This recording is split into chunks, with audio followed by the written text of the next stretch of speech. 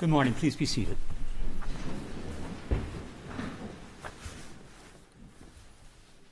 Calling Part 59 calendar number 1, Donald Trump, indictment 71543 of 23. Your appearances, please. Good morning. For the people, ADA's Joshua Steinglass, Christopher Conroy, Susan Hoffinger, Becky Mangold, Matthew Colangelo, and Catherine Ellis. Good morning, people.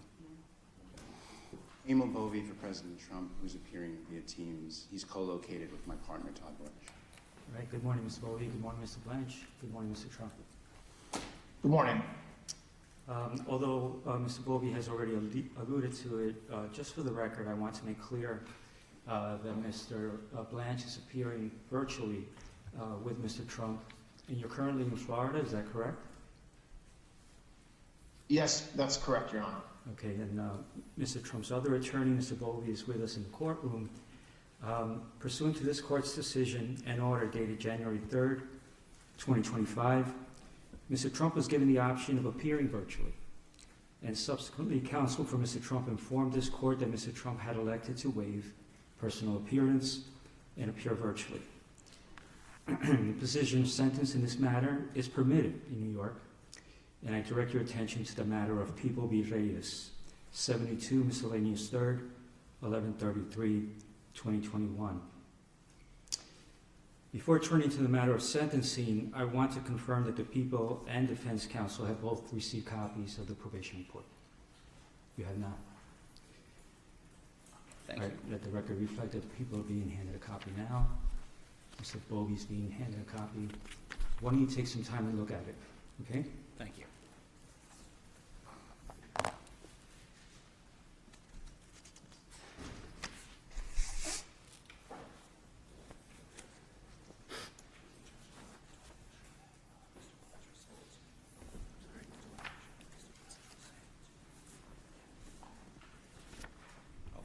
While the parties look at the probation report, Mr. Blanche, I'd like to confirm that you received an e-copy of the report. Yes, Your Honor. We received a copy this morning, and I have it in front of me. Is there anything about that report that you would like to put on the record? Nothing other than the fact that it was that some of the facts and procedural history, especially involving other cases, are not up to date because of what's happened since the date of the report. But otherwise, given what we expect is happening today, nothing. Okay, thank you.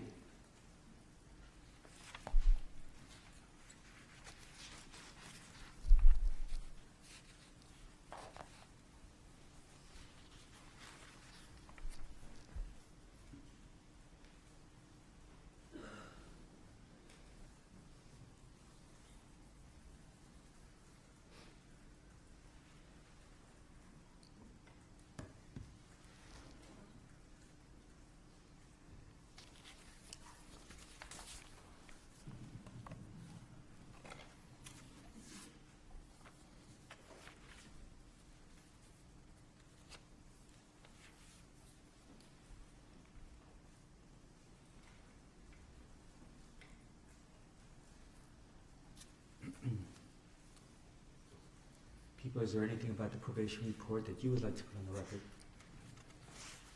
No, Judge, I just need a couple You need more minutes, time? if you Sure. don't mind.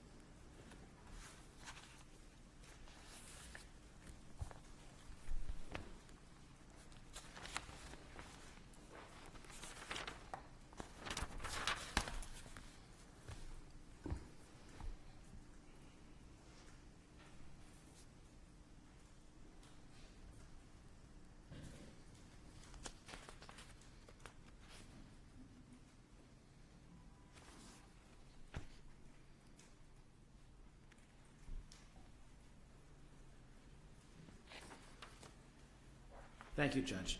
Sure. I don't think there's anything that we need to put on the record about it. Okay, thank you. Let's impose sentence, please. Donald Trump, you're before the court for sentence following your conviction by trial to 34 counts of falsifying business records in the first degree. Before being sentenced, the court will allow you, your attorney, and the assistant district attorney an opportunity to address the court with any matters relevant to sentencing. For the people, Thank you. Judge, where's the preferred place for me to stand? Wherever you feel comfortable. Okay. The defendant in this case, as you know, stands convicted of 34 counts of falsifying business records in the first degree, all Class E felonies. Each carries a range of authorized sentencing options for as much as 1 1/3 to 4 years in state prison to a variety of non-incarceratory sentences. In this court's January 3rd decision on the defendant's Clayton motion, Your Honor indicated an inclination to impose an unconditional discharge. Under all the circumstances of this case, its unique posture and the defendant's status as president-elect, the people recommend a sentence of an unconditional discharge. In finding the defendant guilty in this case, the jury necessarily found unanimously that the defendant falsified 34 separate entries in his business records with the intent to defraud, which included an intent to commit or conceal a conspiracy to promote his own election by unlawful means.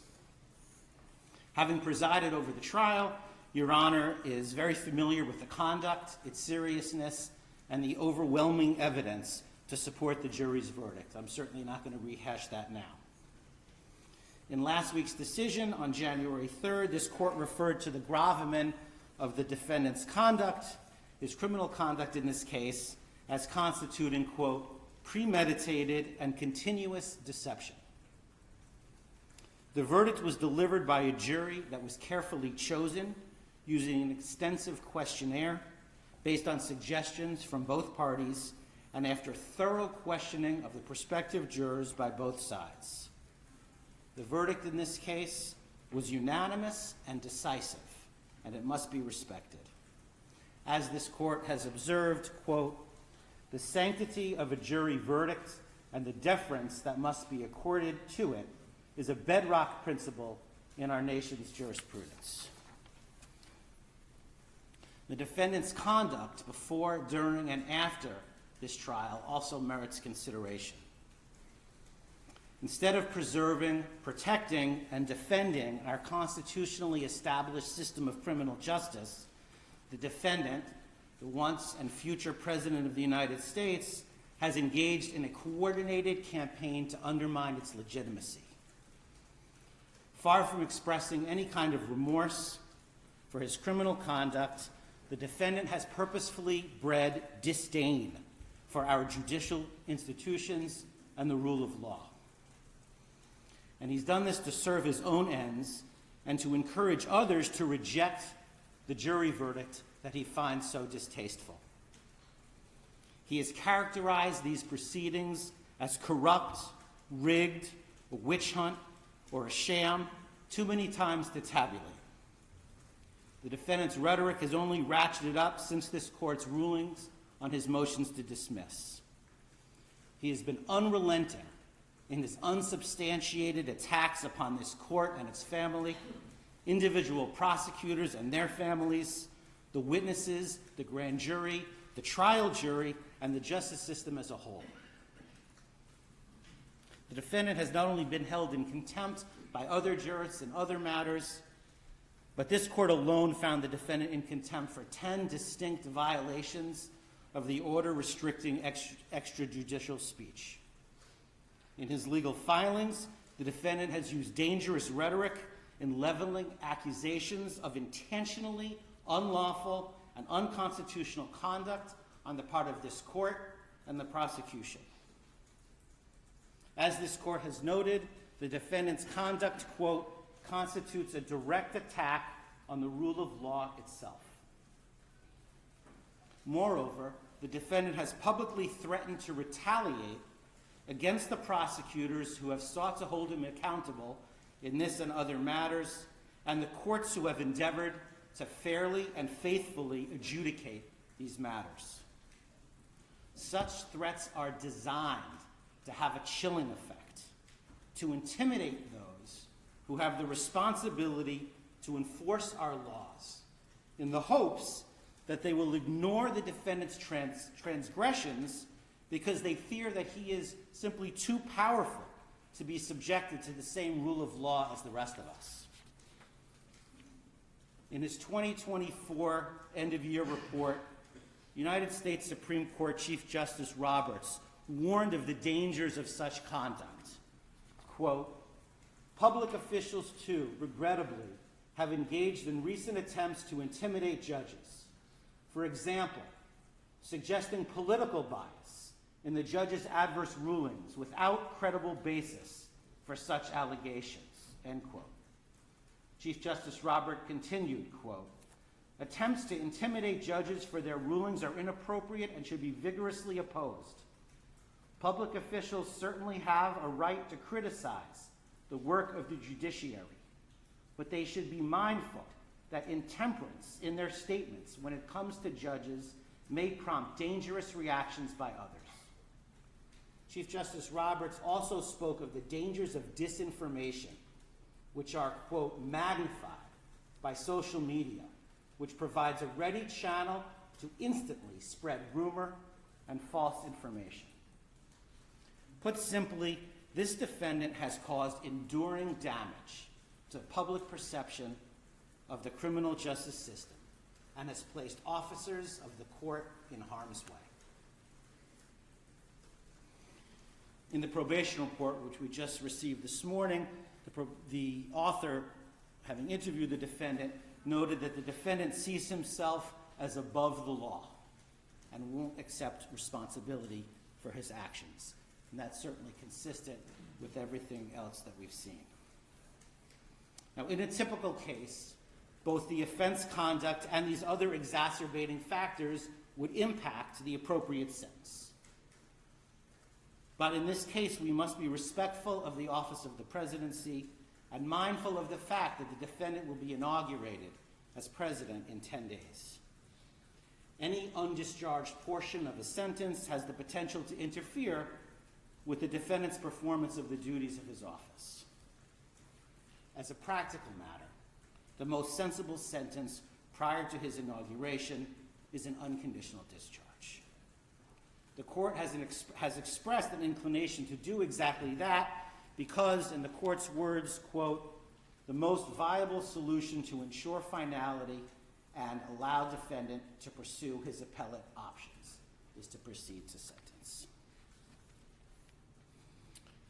Now, as you know, in New York, a conditional discharge is authorized by the penal law, quote, "if the court, having regard to the nature and circumstances of the offense and to the history, character, and condition of the defendant, is of the opinion that neither the public interest nor the ends of justice would be served by a sentence of imprisonment and that probation supervision is not appropriate."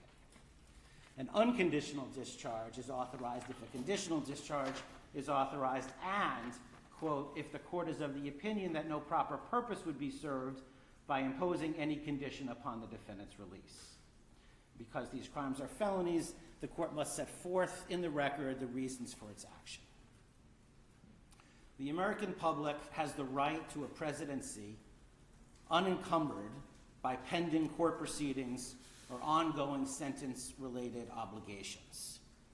But imposing this sentence ensures that finality. Sentencing the defendant permits this court to enter judgment, to cement the defendant's status as a convicted felon while he pursues whatever appeals he intends to pursue. And it gives full effect and respect to the jury's verdict while preserving the defendant's ability to govern. People therefore recommend that this court impose a sentence of an unconditional discharge. Thank you. Thank you. Counsel. Thank you, Your Honor. I very, very much disagree with much of what the government just said about this case about the legitimacy of what happened in this courtroom during the trial and about President Trump's conduct fighting this case from before it was indicted, to while it was indicted, through the jury's verdict, and even to this day.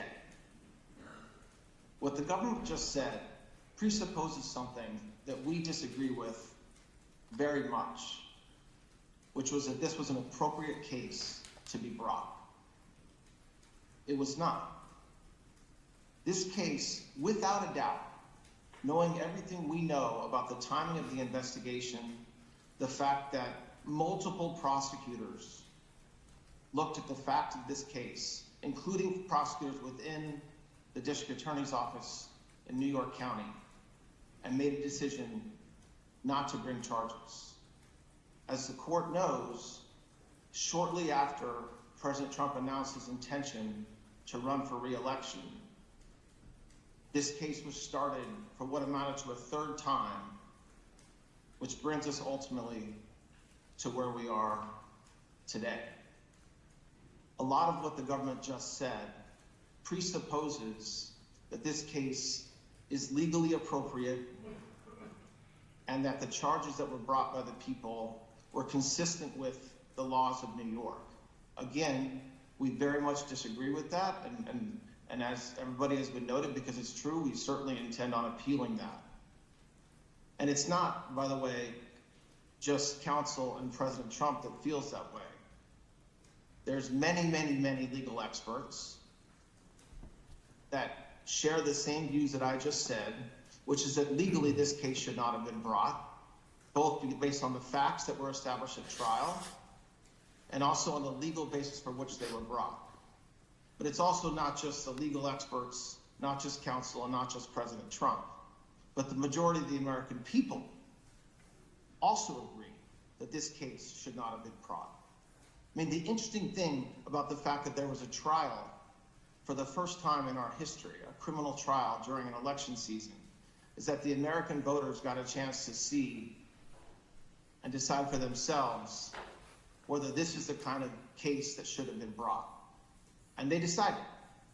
And that's why in 10 days, President Trump is going to assume the office of the President of the United States. And certainly we're here for the court to sentence President Trump to an unconditional discharge. And for that, it's a very sad day. It's a sad day for President Trump and his family and friends. But it's also, in counsel's view, a sad day for this country, because this was a case, without a doubt, that was brought by a district attorney who promised that he would go after President Trump if elected, and felt like he had to go through with that promise. And so that's sad. And I hope, and I know that President Trump shares this view, that this will never happen again in this country. And so we certainly understand where we are today. We very much intend on pursuing an appeal of this verdict and what happened during this investigation. And we certainly believe that the only appropriate sentence, if one's to be imposed at all, which we very much believe it shouldn't be, and that the case should be dismissed, is a sentence of an unconditional discharge. Thank you. Thank you. Would your client like to be heard? Yes, thank you, Your Honor. This has been a very terrible experience. I think it's been a tremendous setback for New York and the New York court system. This is a case that Alvin Bragg did not want to bring. He thought it was, from what I read and from what I hear, inappropriately handled before he got there.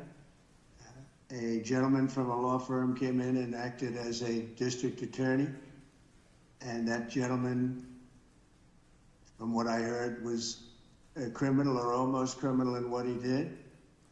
It was very inappropriate. It was somebody involved with my political opponent.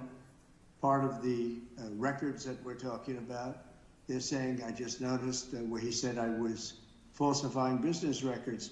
Well, the falsification of business records, as they say it, was calling a legal expense in the books where everybody could see them, a legal expense. In other words, that legal fees or legal expense were put down as legal expense by accountants.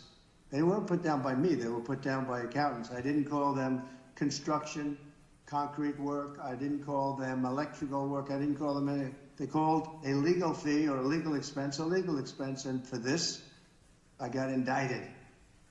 It's incredible, actually.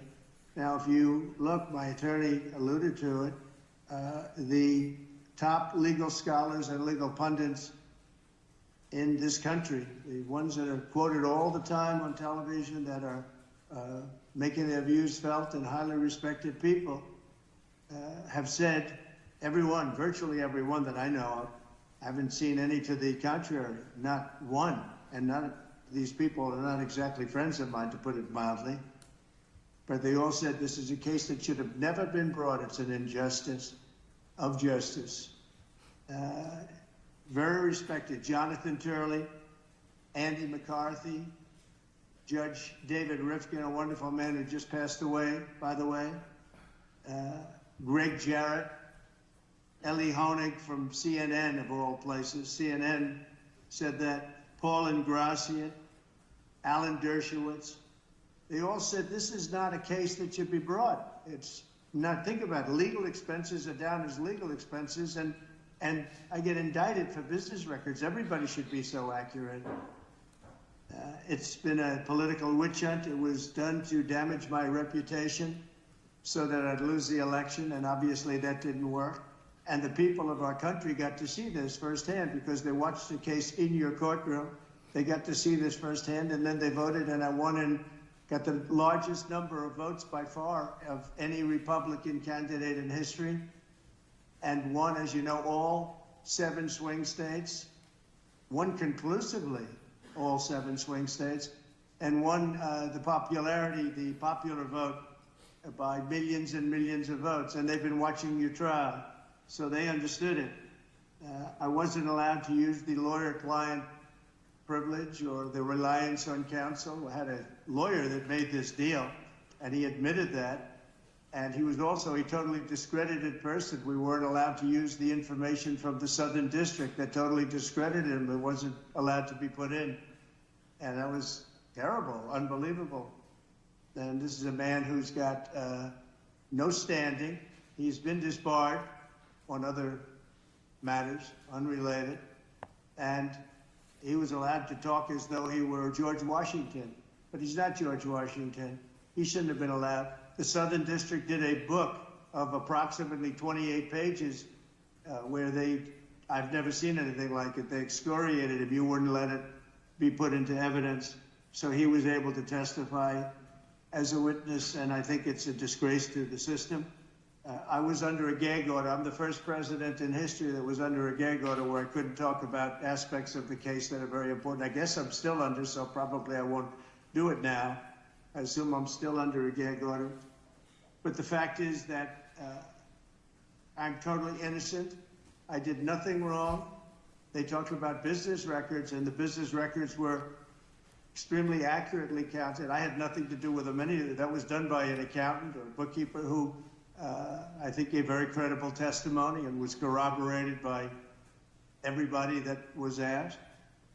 And with all that's happening in our country today, with a city that's burning to the ground, one of our largest, most important cities burning to the ground, with wars that are uncontrollably going on, with all of the problems of inflation and attacks on countries and all of the horrible things that are going on, I got indicted over calling a legal expense a legal expense. It was called a legal expense. I just want to say I think it's an embarrassment to New York, and New York has a lot of problems, but this is a great embarrassment. I believe that this and other cases that were brought, as you know, the DOJ is very much involved in this case. It's because that's the political opponent they're talking about. The DOJ is very involved. You have a gentleman sitting right there from the DOJ who was from the DOJ's office. He was also involved with the New York State Attorney General's case. And he went from there to here. He went around and did what he had to do. He got them to move on me. But in the meantime, I won the election, and a massive landslide, and the people of this country understand what's gone on. This has been a weaponization of government. They call it lawfare. Never happened to any extent like this, but never happened in our country before. And I'd just like to explain that I was treated very, very unfairly. And I thank you very much. Thank you, Mr. Trump.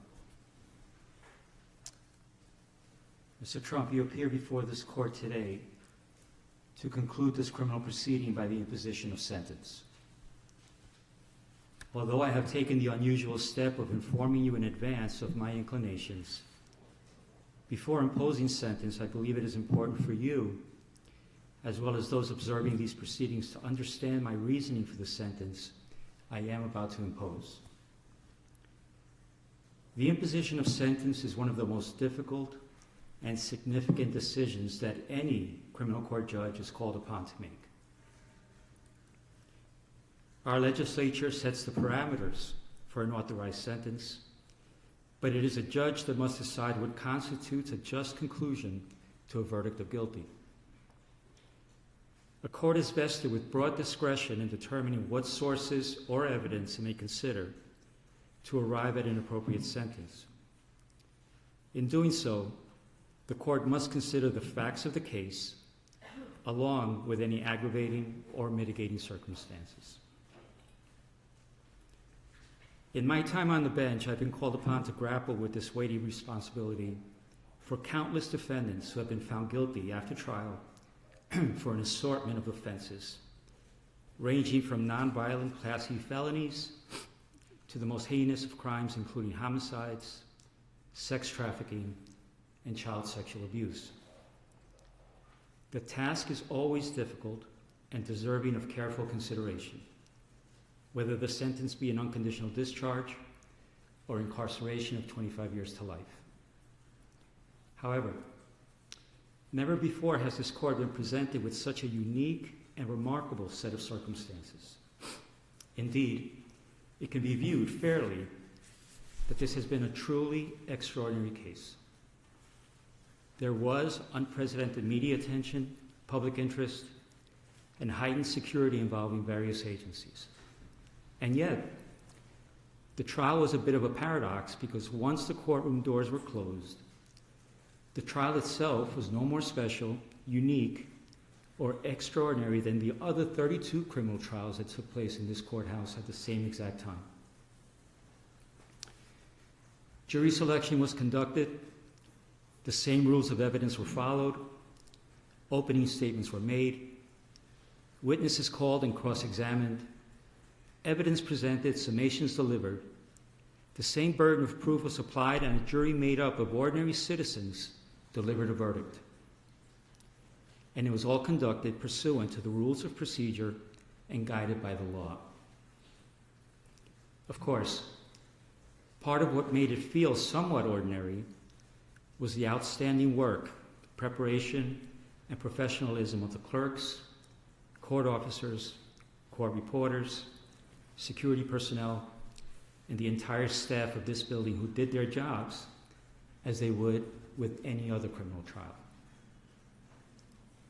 So while one can argue that the trial itself was in many respects somewhat ordinary, the same cannot be said about the circumstances surrounding this sentencing. And that is because of the office you once occupied and which you will soon occupy again. To be sure, it is the legal protections afforded to the office of the President of the United States that are extraordinary, not the occupant of the office. The legal protections, especially within the context of a criminal prosecution, afforded to the office of the President have been laid out by our founders, the Constitution, and most recently interpreted by the United States Supreme Court in the matter of Trump versus the United States, which was decided on July 1st, 2024.